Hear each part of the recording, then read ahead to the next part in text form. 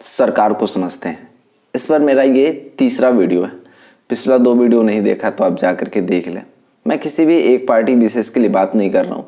आज मैं बात कर रहा हूँ कि आज चुनाव के इलेक्शन के बाद जो कोई भी सीएम बनेगा, चाहे वो उत्तर प्रदेश के सीएम माननीय श्री अखिलेश यादव जी बने या योगी महाराज जी बने या प्रियंका गांधी जी मिले या सुश्री मायावती जी बने, जो कोई भी बनता है सीएम बनता है तो उनकी पार्टी मजबूत होगी, उनकी पार्टी अगले 5 साल तक हमारा शासन करेगी और उम्मीद करते हैं कि कोई भी शासन करते हैं तो एक अच्छे मार्ग पर और प्रदेश के विकास की तरफ लेके जाएंगे, ऐसी उम्मीद करती है यहाँ की जनता। ठीक है, तो जो कोई भी शासन करता है, जनता क्या जनता तो भाई उम्मीद ही कर सकती है कि और अच्छा ही उम्मीद करके यदि कोई भी जीतता है, बहुमत प्राप्त करता है तो निश्चित रूप से उसे अच्छा समझ के ही जनता ने सपोर्ट किया होगा और उसे वोट दिया होगा, जिसके कारण वो सीएम बन पाया, है ना। तो यहाँ पे जो कोई भी सीएम बनेगा तो कुछ हमारे साथ गलत होगा, लाइक दैट। ऐसे कि जैसे मान लेते हैं कि अभी वो माननीय श्री योगी आदित्यनाथ जी सीएम थे, तो उनके कुछ ऐसे भी कार्य होंगे जो अभी स्टार्ट हुए होंगे या अभी स्टार्ट होने वाले होंगे, इनिशियल पे होंगे या अभी कागज में होंगे। ठीक है, तो कुछ चीजें होती हैं जो रन कर रही होती हैं और अभी स्टार्टिंग में होती हैं। जैसे startup India, skill up India में कई चीजों को बीजेपी सरकार ने यहाँ पे ऐड किया था, जो मैंने पढ़ा था। जैसे अपने हर एक एरिया में देखे होंगे कि अभी एक नया वो था स्टार्टअप इंडिया के तहत कि जो कोई भी इंसान अपना एक कोई भी प्रोडक्ट लॉन्च करेगा, उस प्रोडक्ट को प्रमोट कर सकता है अपने साइट पे, गवर्नमेंटेड साइट है उस पर अपलोड कर सकता है। उसके बारे में मैं दूसरा वीडियो एक बना दूंगा उसके सेपरेट, लेकिन बस इतना जान लो मोटी मोटा कि एक मतलब वो अपने प्रोडक्ट को लॉन्च करते हैं, यदि वो गवर्नमेंट को अच्छी लगती है, प्रोडक्ट नया है, तो उस प्रोडक्ट को कोई बड़ी कंपनी नहीं बना सकती है और अपने लघु उद्योग को आप प्रमोट कर सकते हैं, एक अच्छा खासा अमाउंट कमा सकते हो, जिसके कारण बेरोजगारी खत्म हो सकती है। ये बहुत बढ़िया कदम था, लेकिन जैसे ही दूसरी गवर्नमेंट आएगी तो ये इस चीज को वो खारिज कर देगी। ऐसा नहीं है कि केवल दूसरी गवर्नमेंट, योगी गवर्नमेंट आई थी तो नहीं खारिज की थी, बहुत सारी चीजों को उन्होंने पिछले सरकार को, सपा के सरकार की चीजों को उन्होंने भी खारिज किया था। ठीक है, जिसके कारण इसके अंदर जो दबते हैं वो जनता है, हम और आप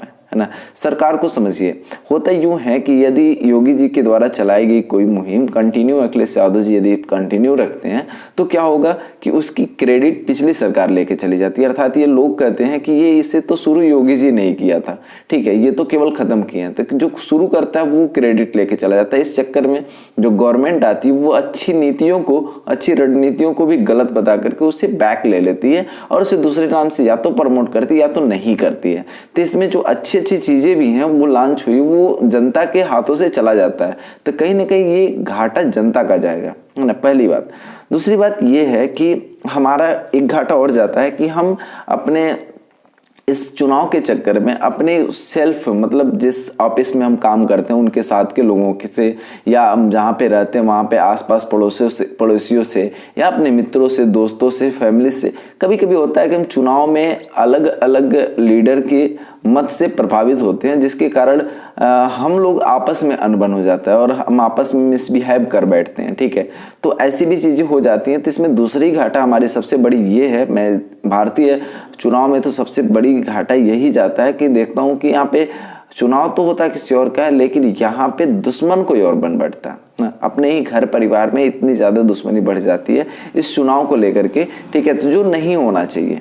यदि आपके अंदर ऐसी चीजें हैं कि अब अपना मत है ना, लीडर भी अलग अलग तरह से हम लीडरों को देखते हैं, अलग अलग तरह से उन्हें लेते हैं, अलग अलग चीज़ों को, उनके कुछ अच्छे बुरे कार्यों को देखते हैं, जिसके कारण हमें कभी कभी होता है कि हमें कोई और लीडर पसंद है और मेरे मित्र को कोई और लीडर पसंद है, तो हम चुनाव पे चर्चा करते करते कभी इतनी बहस कर लेते हैं कि हमारी जो बरसों की मित्रता थी उसमें गांठ या दरार पड़ जाती है। तो ऐसी चीज़ों में जो चुनाव के दौरान और चुनाव की बातों को लेकर के दरार पड़ी है, उसे सबसे पहले कवर करने की कोशिश करिए, क्योंकि ये आपका बहुत बड़ा घाटा जाने वाला है। चुनाव के कारण कभी भी आपको किसी से जो भी मिसबिहेव हुआ उसी ये वीडियो जरूर भेजें, ताकि उसके अंदर भी और आपके अंदर भी इस बात का एहसास हो कि चुनाव बीत गया तो उसके साथ साथ आपके अंदर जो उसके प्रति या आपके प्रति उनके मन में जो द्वेष की भावना है उसे उसी के साथ आप गंगा में बहा दीजिए कि सर अब छोड़िए चुनाव की बातें और फिर से हम अपने रेगुलर दैनिक जीवन के कार्यों में आइए। मिल करके साथ काम करते हैं। लीडर था और लीडर की अलग अलग, देखिए अलग अलग लोगों की मानसिकता अलग अलग होती है और वो अलग अलग लीडर का चुनाव करते हैं। वो अलग बात है, जहाँ पे आपका मत था वहाँ पे आपने मतदान किया। उन चीज़ों को छोड़ करके हम फिर से अपने दैनिक जीवन में मिले और उन लोगों के साथ जिनके साथ हम उठते बैठते थे उनके साथ फिर से अपने पुराने अंदाज में रहेंगे, पुराने अंदाज में खाएंगे पिएंगे मस्ती करेंगे, है ना। तो उन चीज़ों को भूल जाए। अक्सर होता यही है कि हम बातें किससे करते हैं, जो हमारे बहुत करीबी थे। तो चुनाव पे चर्चा भी हम किससे करते हैं, जो हमारे बहुत करीबी थे। और हो सकता है कि हमारे करीबियों में कुछ लोगों को लीडर कोई और पसंद हो और हमें लीडर कोई और पसंद हो, तो हम इसके कारण उसमें क्या करते हैं, मिसबिहेव कर लेते हैं, जो नहीं करना चाहिए था। चलो ठीक है, वो हो जाता है और बहस हो जाती है, न चाहते हुए भी हो जाता है, तो हो गया तो ठीक है। अब चुनाव बीत गया तो उन चीजों को भी हटा देनी चाहिए, है ना। उन चीजों को हटा दीजिए और फिर से अपने दिनचर्या में वापस लौटाया जाए और अपने दिनचर्या में काम किया जाए। और मैं इसमें भी वीडियो, दूसरी वीडियो जो मेरी चुनाव पे चर्चा वाला वीडियो था, यानी सरकार को समझने वाली वीडियो थी, उसमें थी कि आपको चुनाव में इंटरेस्ट लेना चाहिए, क्योंकि ये हमारा और आपका एक बहुत अहम मुद्दा होता है और ये सरकार बनाने की अहम मुद्दा, ये हमारा परम कर्तव्य है और ये हमारा हक है कि हम इस पे डिस्कस करें, इसमें सही लीडर का चुनाव करें, उसके प्रति प्रोत्साहित करें। लेकिन चुनाव के दौरान अपने संबंधों को खराब नहीं करना था, है ना। तो संबंधों को जो भी खराब हुआ है उन लोगों को वीडियो जरूर भेजें कि आज के बाद जो कुछ भी था उसे आप